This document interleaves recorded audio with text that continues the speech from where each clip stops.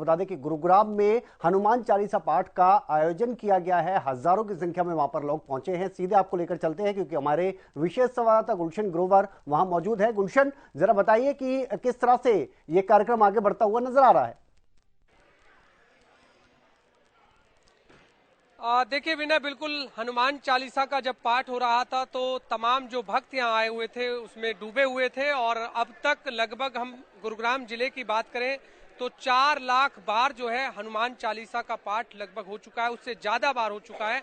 और BR सीकरी जो कि भाजपा के नेता हैं, उनके नेतृत्व में ये हनुमान चालीसा का पाठ पूरे गुरुग्राम जिले में चल रहा है। और आज 70वें जन्मदिन के उपलक्ष्य में इस तरह का कार्यक्रम का आयोजन हुआ।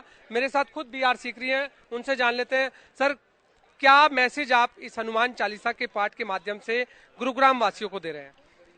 एक तो मैं सबको साधुवाद देना चाहता हूँ। गुड़गांव का लगभग कहो ना 36 बिरादरी का समूह आज यहाँ उपस्थित था और ईश्वर कृपा से मुझे उम्मीद थी कि 500-700 लोग आ जाएंगे, लेकिन आज जो मुझे पता चला है 1,500 से 2,000 लोगों का एक जगह इकट्ठा होना और सामूहिक रूप से संगीतमय तरीके से हनुमान चालीसा पाठ करना एक बहुत बड़ी उपलब्धि है। लेकिन जैसा मैं पहले भी कह चुका हूँ कि ईश्वरी कार्य ईश्वर स्वयं करता है। ईश्वर का आभार, हनुमान जी का आभार और जनमानस जिनके अंदर भी ईश्वर रूप में बैठे हैं उनका भी आभार। सबने आज इतना जोश दिखाया, इतना उत्साह दिखाया, इतना आशीर्वाद दिया तो मन गदगद हो गया। तो उम्मीद है कि जो मैंने मुहिम छेड़ी है, अभी तो 4 लाख का आंकड़ा पार हुआ है, आगे आगे देखो होता है क्या। एक तरफ हम देख रहे हैं कि अयोध्या में राम मंदिर की चर्चा चल रही है, दूसरी तरफ हम देख रहे हैं कि हनुमान चालीसा के पाठ का आयोजन भी आपकी तरफ से जो है पूरे गुरुग्राम में किया जा रहा है। किस तरह से विचार आया आपके मन में कि इस तरह के पाठ भी होने चाहिए, लोगों तक हनुमान के प्रति भावना भी बढ़नी चाहिए, क्या लगता है आपको? मन में आया कि आज का जो युवा है, हमारे देश की 65% आबादी युवा है। देखा ये कि पाश्चात्य जीवन की ओर हमारा युवा जा रहा है। दूसरा, हमारी संस्कृति को भूल रहा है। तीसरा, हमारे पर्व, हमारे उत्सव और हमारे रीति रिवाजों को भूल रहा है और हमारे जो ग्रंथ हैं उनको भी भूल रहा है। तो मन में आया कि ग्रंथों के माध्यम से के अंदर युवा के अंदर परिवर्तन लाया जा सकता है। तो शिक्षा पद्धति भी एक कारण था। तो शिक्षा पद्धति, हमारे माननीय देश के प्रधानमंत्री श्री नरेंद्र मोदी ने पिछले वर्ष बहुत अच्छी एक उपलब्धि दिखाई कि शिक्षा पद्धति के अंदर परिवर्तन लिया, सकारात्मक परिवर्तन लिया। तो मैंने सोचा ग्रंथों को अध्ययन करना, फिर उन बच्चों को पढ़ाना बहुत कठिन है, मैं सक्षम नहीं हूँ, मैं उसके लिए योग्य नहीं हूँ। तो अंत में हनुमान जी की कृपा हुई और इसका श्रेय मैं श्रीमान ओम प्रकाश धनखड़ जी को देना चाहूँगा। लगभग 9 माह पूर्व हम उनको मिले थे उनके निवास के ऊपर किसी कार्य से। तो उन्होंने इशारा किया कि सीकरी जी, आज के युवा को संस्कारवान बनाने के लिए कुछ सोचो। तो हनुमान चालीसा पाठ का उनके मुंह से शब्द निकला। तो उसको मैंने उस समय तो गंभीरता से नहीं लिया, बाद में मैंने चर्चा करी अपने मित्रों के साथ। वो एक ईश्वर कृपा हुई कि मैंने अपने श्याम मंदिर, जिसका मैं प्रधान हूँ, वहाँ से मुहिम प्रारंभ की। लेकिन वो मुहिम एक छोटा सा बीज जो अंकुरित किया था वो एक वट वृक्ष का रूप धारण कर लेगा, वो मुझे बड़ा अचंभित करता है। क्योंकि इस समय तक लगभग 3,82,000 पाठ हो चुके थे पिछले मंगलवार तक, यानी कि कल तक, और आज की संख्या को जोड़ते हुए 4 लाख की संख्या पार हो चुकी है। इसमें 30,000 से अधिक लोग जुड़ चुके हैं और 141 स्थान के ऊपर ये पाठ हो चुका है। आज हमने देखा कि हरियाणा के मुख्यमंत्री मनोहर लाल, प्रदेश अध्यक्ष ओम प्रकाश धनखड़, वो भी आपको इसकी मुबारकबाद देते हुए नजर आए। ऐसा है कि मैं पर्सनली इनवाइट करके आया था। माननीय मुख्यमंत्री महोदय दिल्ली गुड़गांव थे पिछले सप्ताह, उनको मैं मिला था, धनखड़ जी को मैं मिला था अभी हाल ही में, और सुधा बहन को मैं मिला था, और हमारे जितने भी विधायक हैं सबसे, गार्गी बहन से, सबसे मैंने प्रार्थना की। और मन इसलिए प्रसन्न हो गया कि किसी ने भी मना नहीं किया। बल्कि आप हैरान होंगे कि श्रीमान ओम प्रकाश धनखड़ जी को अचानक कल ही प्रोग्राम उनका राजस्थान का चुनाव की वजह से ड्यूटी लगी। उन्होंने बोला, सीकरी जी मैं आपको संबोधित करूंगा माइक के माध्यम से, फोन के माध्यम से, और मेरा बेटा खुद आएगा। आज आपने देखा आदित्य भी आया। और पिछले सप्ताह जो हमने हनुमान चालीसा का पाठ किया पालम विहार के अंदर, उसके अंदर सुधा बहन ने आना था। अचानक चुनाव समिति की मीटिंग आ गई तो सुधा बहन ने भी सुनिश्चित किया कि उनका बेटा आए। उनका बेटा सिद्धार्थ आया, आज भी उनका बेटा आया, सुधा बहन खुद भी आई, उनका बेटा भी आया। इधर से माननीय मुख्यमंत्री महोदय का आशीर्वाद मिला और इधर से अपना श्री ओम प्रकाश धनखड़ जी का मुझे शुभाशीष मिली। हमारे स्वामी धर्मदेव जी की उपस्थिति, गर्मा में उपस्थिति, वो भी उनका बहुत ही प्रोग्राम तो काफी टाइट था, फिर बोले मैं सीकरी जी आशीर्वाद जरूर देके जाऊंगा।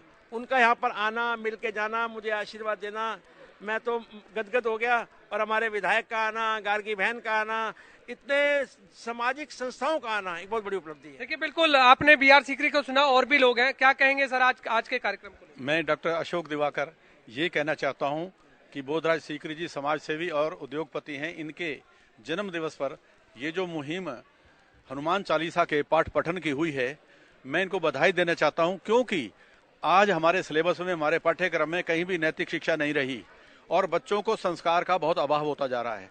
इस मुहिम के द्वारा हम चाहते हैं कि युवाओं में, बच्चों में संस्कारों का पोषण हो और वो धर्म से जुड़ें, अपनी संस्कृति से जुड़ें और भारतीयता से जुड़ें। ये नव राष्ट्रवाद है।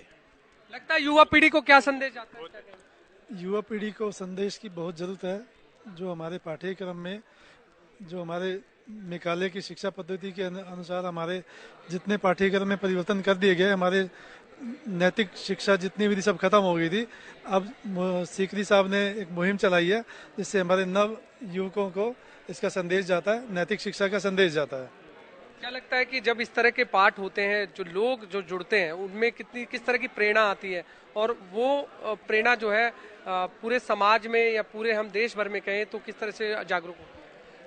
बेसिकली इस तरह की जो चीज़ें होती हैं, हनुमान चालीसा को कहें, जो सीकरी साहब की मुहिम चल रही है, उसके साथ साथ सात्विक भावना तो होती है, तो देश के प्रति, राष्ट्र के प्रति भी हमारी भावनाएं जागती हैं, जो बहुत जरूरी है। आज पूरा देश सनातन धर्म की चर्चा इस समय काफी चल रही है, इस तरह के कार्यक्रमों से कितना और ज्यादा बढ़ावा मिलता है सनातन?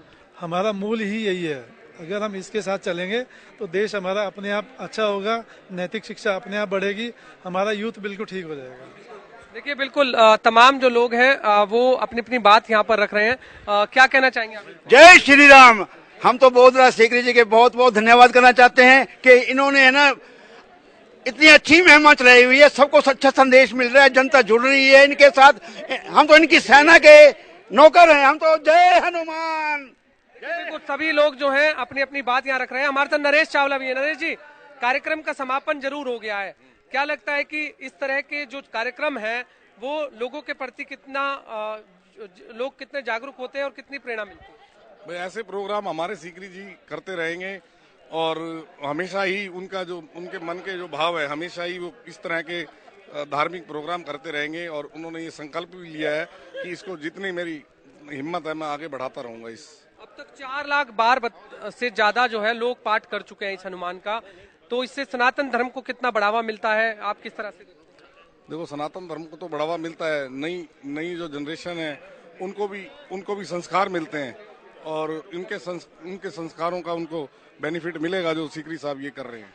देखिए बिल्कुल विनय, आपने सुना यहाँ पर जो आज बोधराज सीकरी के 70वें जन्मदिन के उपलक्ष्य में हनुमान चालीसा के पाठ का आयोजन हुआ और तमाम लोग इस समय हनुमान चालीसा का लोगों ने पाठ किया और लोग यही कह रहे हैं कि आगे भी इस तरह के कार्यक्रम चलते रहेंगे। जी चलिए, शुक्रिया आपका गुलशन इस तमाम जानकारी के लिए। तो आपको बता दें कि जिस तरह से गुलशन बता रहे हैं कि लगभग 4 लाख लोग हनुमान चालीसा का पाठ कर चुके हैं, 140 से ज्यादा स्थानों पर इस तरह के कार्यक्रमों का आयोजन हो चुका है और ये भी एक सफल कार्यक्रम के तौर पर ही देखा जा रहा है।